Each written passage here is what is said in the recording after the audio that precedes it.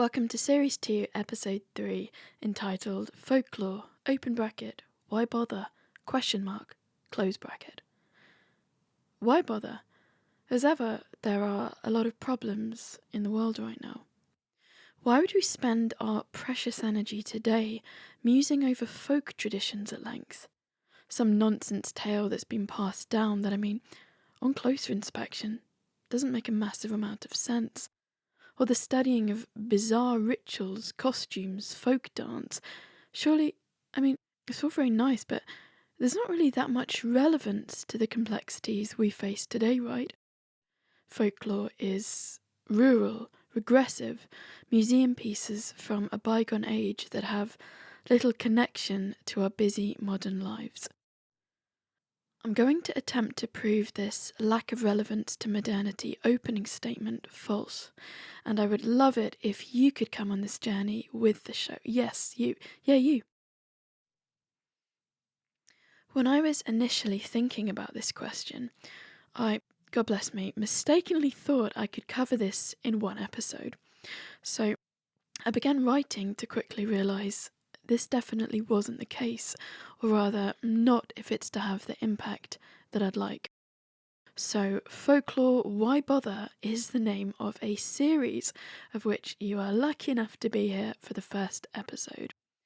These won't be back to back, but rather studded throughout the seasons, giving the surrounding episodes context and accentuation. I've got to first issue a warning, however. We are going to get into some strange realms in this series, the reason for which might not always be immediately evident, but I want you to know there is a method to the madness, and of course I would never lead you down the garden path. Actually, do you know what? I think I will lead you down the garden path. Come with me. Watch your ankles. Yes, sorry, I do need to get rid of those nettles.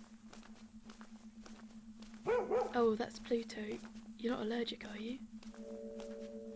Yeah, if you just open the gate, the latch is a bit tricky. Yeah, if you just keep going up here through the trees. Yeah, you can just hear the river now.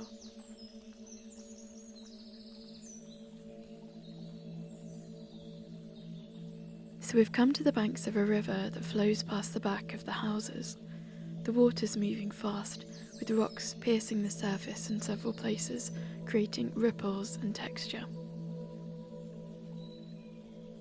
We sit down on the bank just where there is a sharp bend in the river. It is the 1st of May, Beltane. It's pretty quiet, save for the birdsong. So, what is folklore?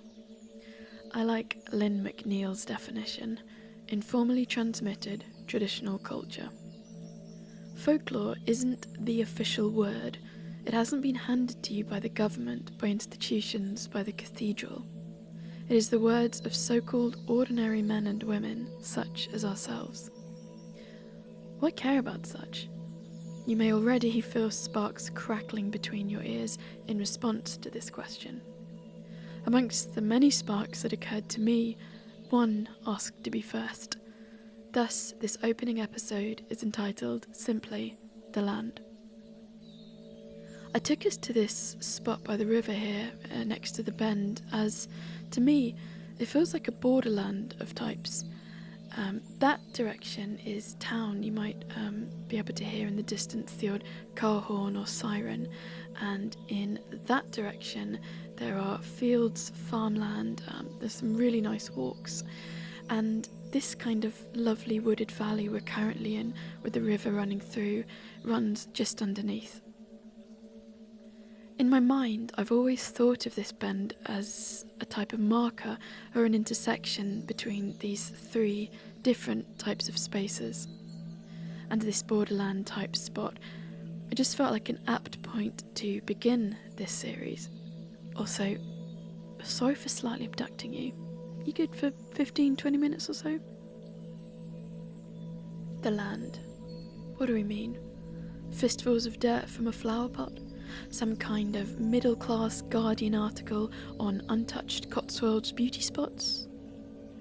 As is always good advice, start with what you know. So, as we lie back on this riverbank, I'd like you to close your eyes and picture the current building you call home. Whether this is your own pad, a flat share, your parents' house, whatever, let it appear now in your mind's eye. Think firstly about its structure. What type of building is it? When approximately do you think it was built? What was it built for? You might think, to live in, duh, but that's not always the case. Many spaces have been converted. Think about all the old mills that are now home to chic apartments, ditto factories, and grand houses split into floors. What about old pubs, stables, barns, schools? Think about the space itself.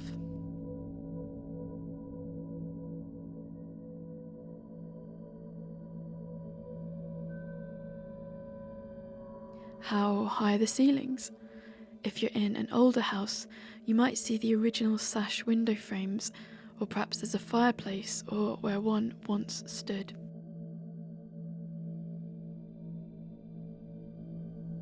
Now consider those who were here before you. Think of those who knew this space too, and where it was likely the backdrop to, no doubt, many momentous occasions. Feel other lives coming into view. Perhaps if this is a new place, it's only known a few people before you, or perhaps it has known many. A multitude of lives as rich as our own that we will mostly never know about. If it is very new, see the land before it was built on. Feel these shifting slides, pieces of tracing paper with new scenes overlaid now onto your street.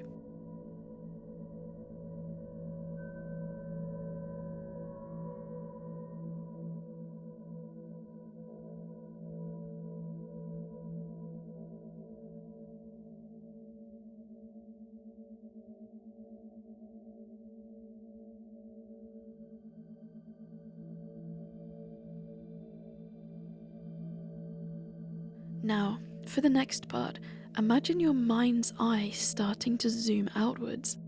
See the land this building is situated on or in. Think of your pad's relationship to it. How has the landscape likely shaped the lives of nearby inhabitants? The busy road your house may be on the side of that for a long time has been an essential route for trade.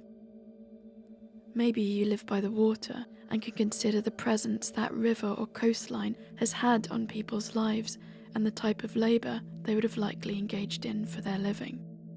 They might have been shipwrights or dealt with the large amounts of trade that came along the water.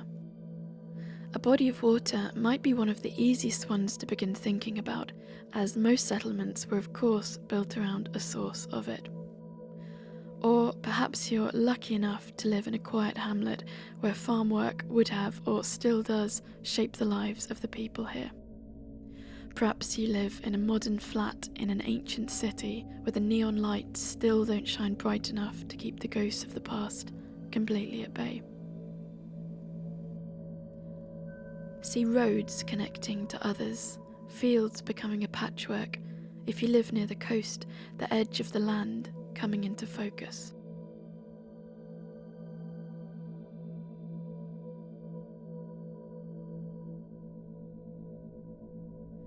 See your building in the context of all this, not a lonely four walls anymore, but as part of a far wider landscape, a larger plan.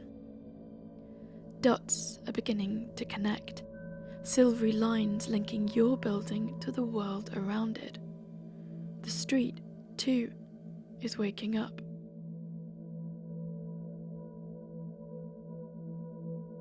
Colours are enriched, more vibrant than you've ever seen them before. The ground itself starts to buzz slightly, an electricity you feel creeping up your bones. You see that human culture leaves these lines between buildings which lead to the ground, to the sea, interlacing endlessly like silver bootlaces. They, too, run directly through the earth.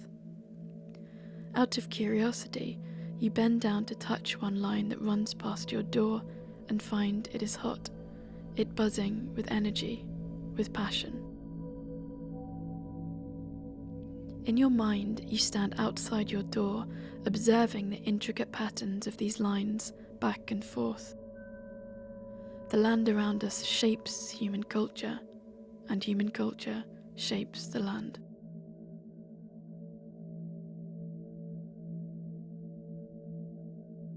In the past few minutes, we've done an awful lot of work. We've just casually slipped back through time. We've also felt the landscape around us coming more firmly into view, to our connection, past and present, to it. If there was more here than you could absorb all at once, do feel free to return to this section as many times as you need. It seems to me we're encouraged to consider the human story in designated places.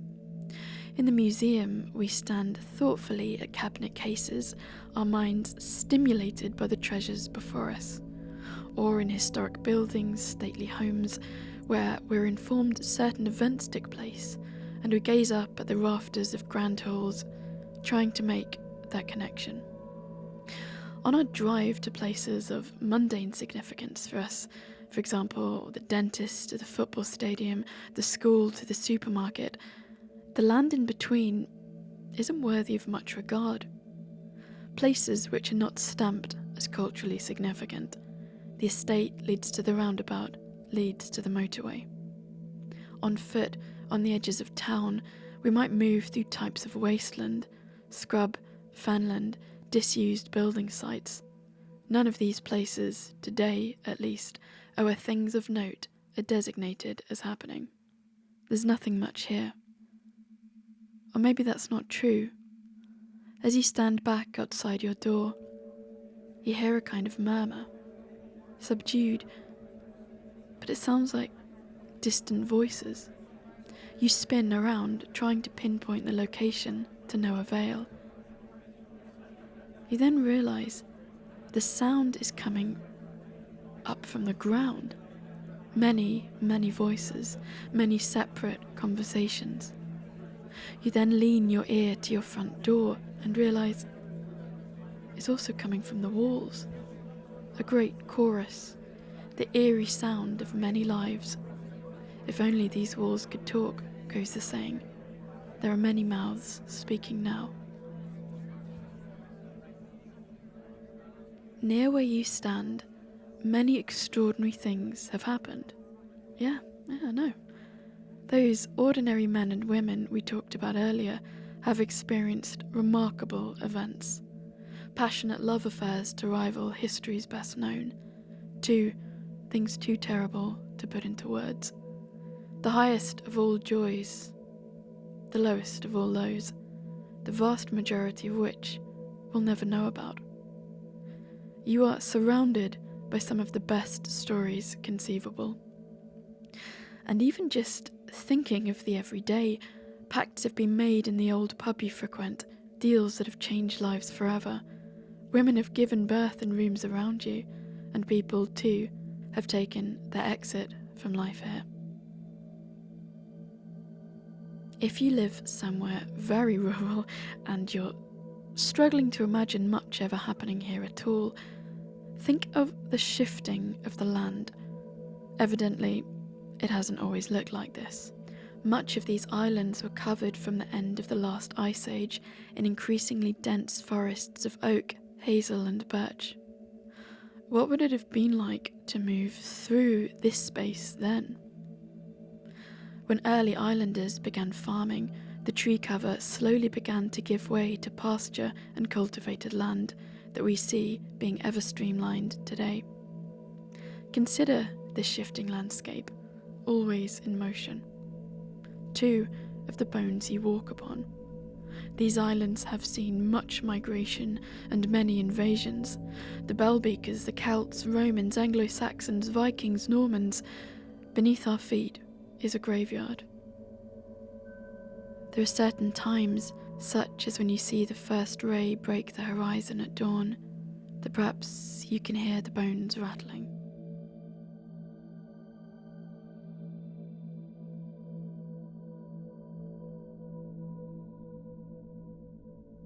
I'm now going to ask something pretty odd of you.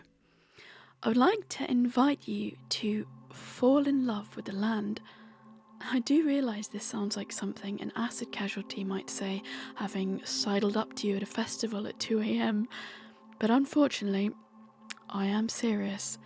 It might be helpful, however, to start with this word love.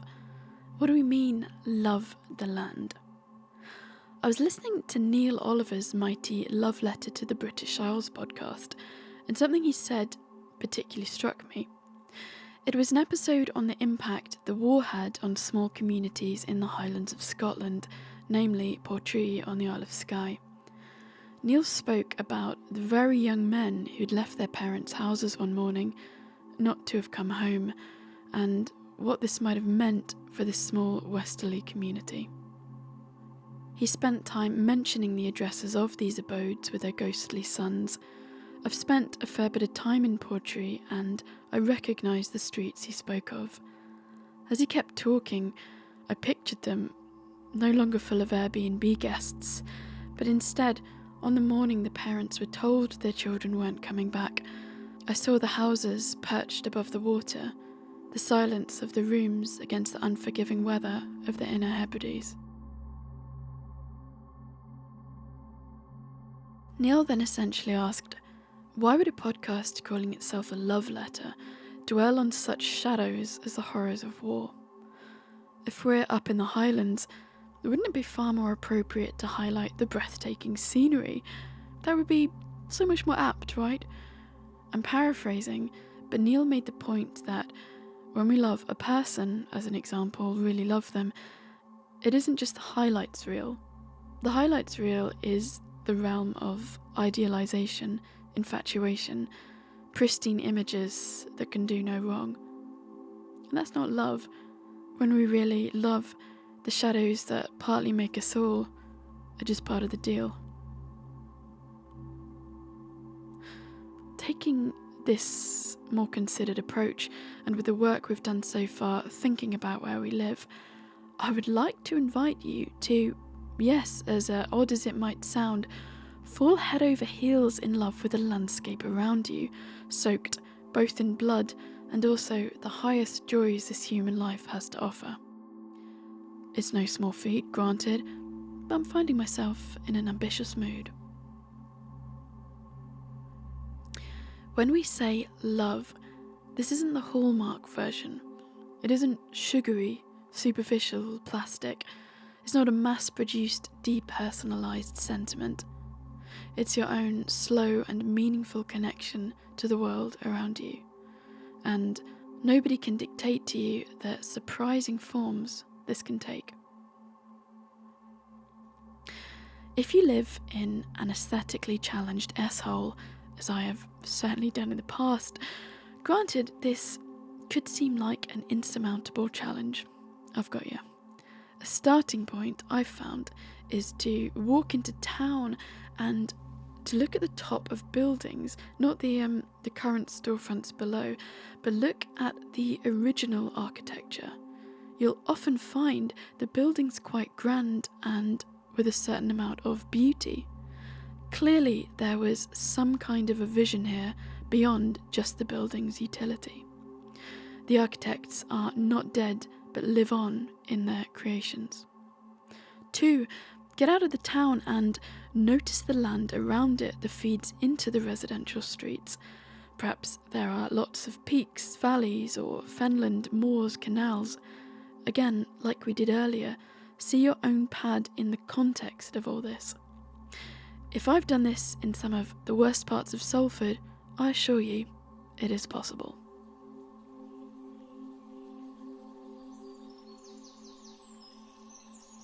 It's now time to return to our riverbank in the Borderlands. Welcome back. So the exercise we just did was cool and stuff, but what does it have to do with folklore? I want you to know the land around you is replete with stories. This is perhaps easy to connect with when we visit sites of legendary significance. For example, the landscape around Llyn y Fan Fawr as we looked at in our Lake Lady episodes. When standing at the edges of the lake here, it's natural for our minds to begin happily slipping. Considering the legend connected to this body of water is a pleasurable activity, we drink in the dramatic mountainscape and this watery jewel at the bottom. For a moment, the edges of things begin to feel a little hazy. We find, for all our sophistication, that something in the back of our minds is stimulated. As we looked at in the third part of that Lake Lady series, Series 1, Episode 6, for your reference, we found that, actually, multiple lakes in Wales have Lake Lady stories attached to them, and some are in much less dramatic or aesthetically inspiring locations. For some of them, I really struggled to find much modern information on them at all. Many of these tales are in the process of being forgotten. As we more and more turn to the online world rather than the one outside our windows, hello metaverse, this is, without judgment, likely to accelerate. 2, as more locations of significance have roads built through them or housing estates on top of them. I know, for example, this is a serious issue in Ireland, where 44% of Ireland's once sacred fairy forts have disappeared or sadly been destroyed. If this is a topic of interest to you, please see The Men Who Eat Ring Forts, which I have linked in the show notes. If you don't even know the significance of sites because the stories about them have been lost, how do you guard them in the first place? You don't. And there is no public outcry when another fort is levelled, another door closed. You might think this is the job for other people, assigned institutions, but if 44% of Ireland's sacred forts have been destroyed, clearly there's a problem. Stories matter. They're intricately linked to the landscape and make walking this earth a pleasure, as through them we learn, discover, feel connected to where we are. I deliberately picked your home, wherever you currently live, as a starting point for said exercise, as opposed, for example, to picking a universally celebrated beauty or cultural spot. I did this because this is a muscle you can start using now. You don't need to live in a landscape that resembles a Constable painting. Many of us live in urban or semi-urban environments, and we may associate connecting with the land, in inverted commas, to be something for those other people, wherever they are, Wiltshire or something. Or something you might hear in one of the crystal shops in Glastonbury over the mass-produced dragon statues. For others, it might seem like a task that belongs to yesterday, a nice idea, but one of the past, really, when all is said and done. It's important to me that when I say the land, what's conjured in your mind isn't the image of a field being ploughed 100 years ago. Without wanting to state the obvious, the land is all around us, always, wherever you sit or stand now, the environment you engage with every day. How can any of it be separate? I understand it may not always feel like it, but I assure you there is, wherever you are, a great deal around you worth discovering and preserving. Get off the beaten track and find those gems in whatever form that lie waiting for you.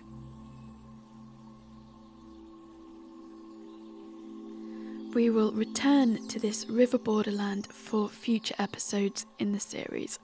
If you'd not like to continue the exploration, no worries. If you just head back down the path, through the garden gate, past Pluto, and we'll have a coffee and call you a taxi. If you are up for hunting down these gems, these treasures, you stay here and let's head... what do you think? Let's head in that direction.